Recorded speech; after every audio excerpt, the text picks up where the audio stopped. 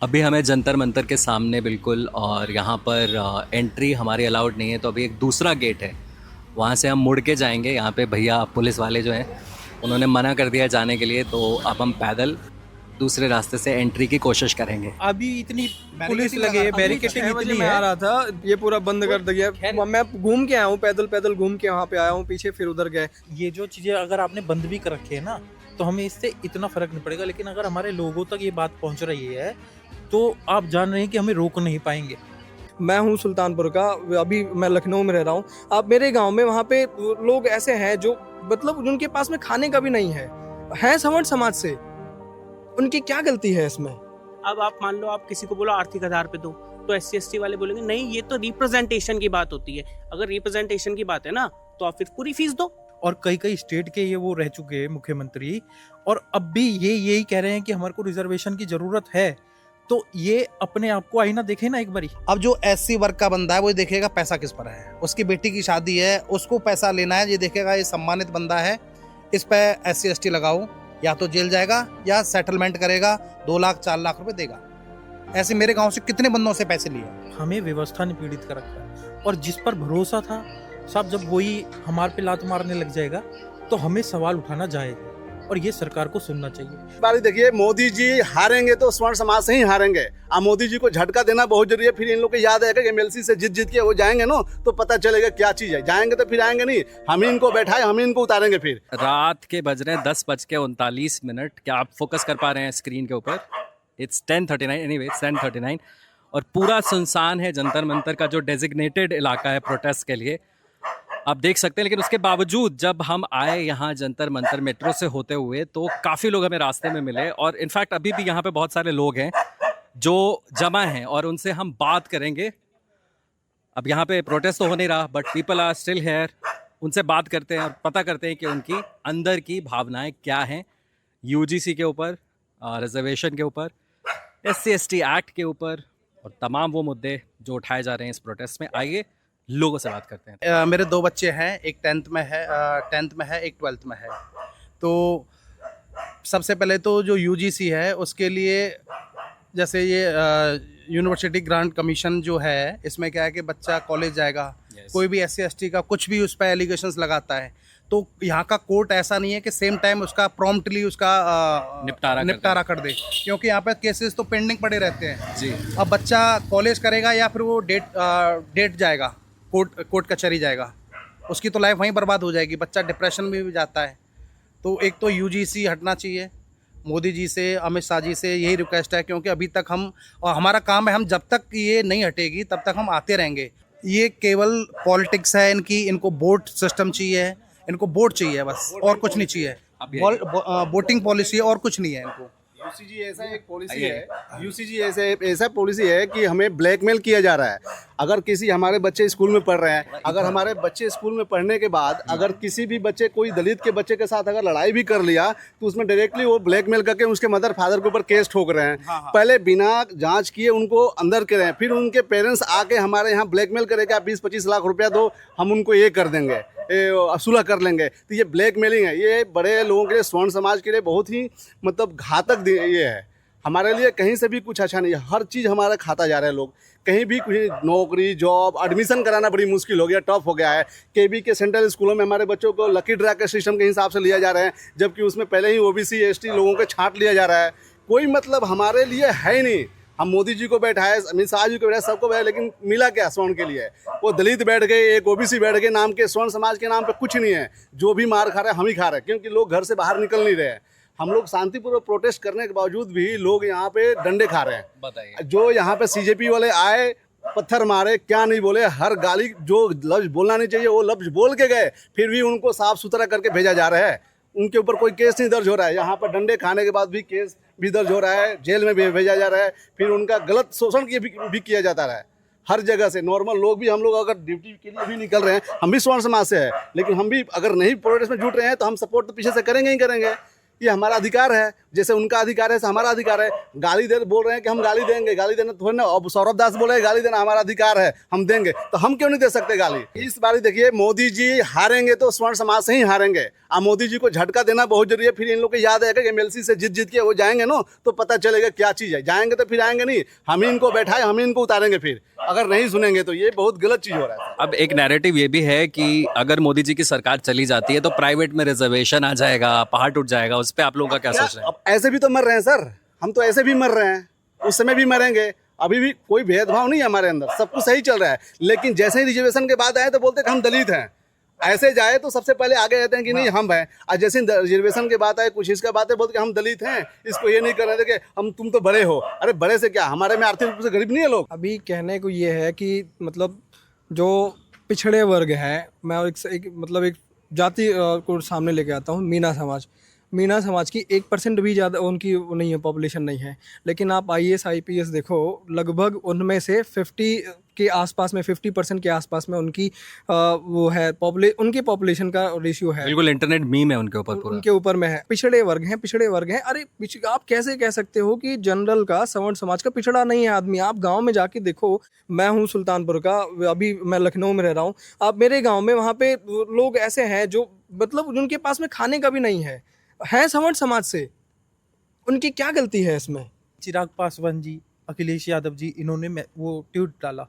इतने सालों से इनके पूरे घर से शासन चल रहा है और कई स्टेट के ये वो रह चुके हैं मुख्यमंत्री, और अब भी ये यही कह रहे हैं कि हमारे को रिजर्वेशन की ज़रूरत है।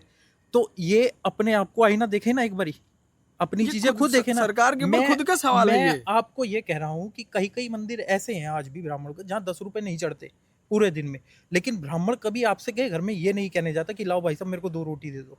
हमें इस बात का गर्व है, और वो रहेगा।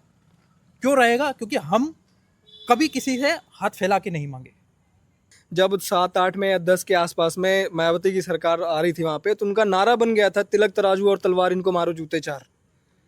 ये नारा बना था जब मैं छोटा था बिहार में, तो बताइए, भूरा बाल ऐसे- साफ करने की बात होती थी। जातिगत नारे बनाए गए, ऐसे एक पर्टिकुलर एक समाज को इतना वो किया गया, प्रताड़ित किया गया। स्टिल आपको फिर भी आपको रिजर्व ये चाहिए, UGC लाने की जरूरत पड़ रही है। आज हमारे देश में जो राष्ट्रपति जी हैं, जो राष्ट्रपति जी हैं, मुर्मू जी हैं, वो आती हैं, वो एक बैकवर्ड समाज से आती हैं, एक पिछड़े वर्ग से आती हैं। और आपको और क्या चाहिए? अब हमारे और भी जितने पॉलिटिशियन, मेजर टॉप लीडर्स जो आप देख लो, कहीं ना कहीं वो भी ताल्लुक रखते हैं वो पिछड़े वर्ग से। आप ये कैसे कह रहे हो कि फिर भी अभी आपको चाहिए UGC लाने की आपको ज़रूरत पड़ रही है? एक वर्ग को इतना आप लोअर नीचे दिखा रहे हो और एक को आप इतना बढ़ा रहे हो। ये सब मतलब गवर्नमेंट के ऊपर क्वेश्चन है ना, खुद के ऊपर। वो आप ये समझो कि नहीं समझ पा रहे हैं कि ये स्टिल क्यों ज़रूरत पड़ रही है इसकी। 79 ईयर्स हो चुके हैं 47 से, बताओ तभी भी आपको ज़रूरत पड़ रहा है। इसकी क्या ज़रूरत है अभी आपको? या तो फिर आपकी नाकामी है ये, आप उसको आगे नहीं ला पा रहे हो, और जिसकी वजह से हमें उसका खामियाजा भुगतना पड़ रहा है। जो SC/ST एक्ट था, अब जो UGC भी होगा, ये जो दलित समाज है उनका ये एक बिजनेस बन गया है। हाँ, ये बिजनेस है। मैं हाँ। गांव से बिलोंग करता हूँ, प्योर गांव से बिलोंग करता हूँ मैं। ठीक है जी। गोवर्धन ब्लॉक पड़ता है, मथुरा में गोवर्धन ब्लॉक पड़ता है, वहाँ गाँव में। वहाँ पे क्या करते हैं, जैसे कोई गाँव में, आप अगर मेरे गांव में 6 से 7 हज़ार की वोटिंग है, उसमें से 100 बंदे शायद गवर्नमेंट जॉब में होंगे, सारे किसान आदमी अपना। अब जो SC वर्ग का बंदा है वो देखेगा पैसा किस पर है, उसकी बेटी की शादी है, उसको पैसा लेना है, ये देखेगा ये सम्मानित बंदा है, इस पर SC/ST लगाओ, या तो जेल जाएगा या सेटलमेंट करेगा, 2 लाख 4 लाख रुपए देगा। ऐसे मेरे गाँव से कितने बंदों से पैसे लिए हैं। और एक बार केस रजिस्टर्ड होने के बाद में गवर्नमेंट उनको रिम्बर्स करती है एक्सपेंसेस, उनको जो भी मतलब लॉयर वगैरह रिप्रेजेंटेशन के लिए उनको जो वकील की जरूरत पड़ती है वो भी गवर्नमेंट देती है। अब बताओ, पैसे भी दे रहे हैं, और वो इसकी कोई अभी पुष्टि नहीं हुई है कि वो फेक था या जेन्युइन था। इसकी पुष्टि हुए बगैर उनको पैसे मिल रहे हैं। फेक है, जेन्युइन है, उसका जब होगा। अभी तो पैसे मिल रहे हैं ना, ये है कि नहीं बढ़ावा उनको? एक तरीके एक लालच आएगा उनके मन, पैसे मिल जाएंगे हमें। और सर सोचो, ये सब ऐसा झेल रहे हैं, फिर भी हम लोग को नहीं आने दिया। जो दलित समाज है, जो बहुत पिछड़े लोग हैं दलित समाज से, मैं चलो जनरल की तो पीछे बात करता हूँ, पहले दलित समाज की बात कर लेता हूँ। जो दलित समाज में बहुत पिछड़े लोग हैं, जो डेली बेसिस पर मजदूरी करते हैं, डेली कमा के लाते हैं, फिर अब उनका राशन आता है, फिर वो खाते हैं, उनके कितने बच्चे IAS IPS की तैयारी कर रहे हैं, कितने बच्चे MBBS डॉक्टरी कर रहे हैं, कितने बच्चे साइंटिस्ट हैं उनके, मेरे को एक भी बता दीजिएगा। केसेस आने शुरू हो गए हैं, Benefits क्या है? आ गए उसके हैं benefits है नहीं केसेस पता। आने शुरू हो गए वो हैं। केवल high आप बताओ, profile के लिए हैं। आप एक मतलब यहाँ पे हमें लगे हैं, सब लोग लगभग पढ़े लिखे हैं, ये बताओ 5 नंबर लाके नीट में एग्जाम लेके आप फिर से आप डॉक्टर बन के आप कहीं जाते हो, आप उनसे इलाज करवाना प्रेफर करेंगे? जो अभी इंडिया में मेडिकल सबसे सस्ता मनाते हैं, लोग बाहर से आके हमारे यहाँ पे ट्रीटमेंट्स करवाते हैं। बहुत लोग आते बहुत हैं सारे इंडिया में, hospitals हैं। बहुत सारे हॉस्पिटल इंडिया में, क्योंकि बहुत चीपेस्ट है हमारे यहाँ का मेडिकल एक्सपेंसेस। अगर अभी अगर ये उनके पास ये बात पहुंचेगी कि अरे वहाँ के जो डॉक्टर्स हैं वो इलिटरेट्स हैं, वो उनको रिजर्वेशन के थ्रू आए हुए हैं, कितनी मतलब हमारे अंदर तो यहाँ पे भारत में तो हमारी छवि खराब होगी, बाहर भी हमारी छवि खराब होगी। अभी बहुत बढ़िया टूरिज्म बन सकता था, हेल्थ टूरिज्म बन सकता था हाँ, इंडिया, अगर हम देखो डॉक्टर ना, सही प्रोड्यूस कर पाए तो। और दूसरी बात ये भी है कि जो लोगों आप के पास नीट में- पीजी की बात कर रहे थे -40, तो अगर आप नीट पीजी के थ्रू आ रहे हैं तो पीजी कर रहे हैं, पोस्ट ग्रेजुएशन हाँ, right. MBBS के बाद तो आप ऑलरेडी डॉक्टर हैं, आप इलाज करेंगे लोगों का -40 के साथ। जाते हैं बैठते हैं ना, वो जो प्रैक्टिशनर्स बन के बैठते हैं, वो प्रिस्क्राइब करते हैं वो। किसी पार्टी के विरोध में नहीं है, हम व्यवस्था के विरोध में हैं साहब। हमें व्यवस्था ने पीड़ित कर रखा है, और जिस पर भरोसा था साहब, जब वही हमारे पे लात मारने लग जाएगा तो हमें सवाल उठाना जायज़ है, और ये सरकार को सुनना चाहिए। आपको लगता है कि ये आंदोलन और बड़ा होने वाला है? ये आंदोलन बिल्कुल बड़ा अभी होगा। करनी सेना तो आई ही नहीं है। जब उन्होंने जयपुर का घेराव किया था विधानसभा का, तब उनको वहाँ पे माननी पड़ी थी उनकी शर्तें, और वो ये बोले कि दिल्ली आएंगे, लेकिन उसके लिए भी वो प्रिपेयर हो रहे हैं आसपास के एरिया। उन्होंने साफ बोला है, ना हमें बीजेपी को वोट देना, ना हमें कांग्रेस को देना, हमें अपने लोग ला के ऐसे एरियो में जहाँ पे हमारी मेजोरिटी है, वहाँ पे उनको जिता के इस स्थिति में आने की हमारे बिना गवर्नमेंट ना बने। एक्चुअली में क्या है कि हम इस पार्टी को सिर्फ इसलिए लाए थे, मैं भी इस पार्टी का समर्थक हूँ, ऐसी बात नहीं है कि, लेकिन हम इसलिए लाए थे कि राष्ट्रवाद के मुद्दे को प्रथम रखते हैं। दूसरी बात है, लेकिन ये नहीं चाहते कि हमारा स्वयं का शोषण होता रहे।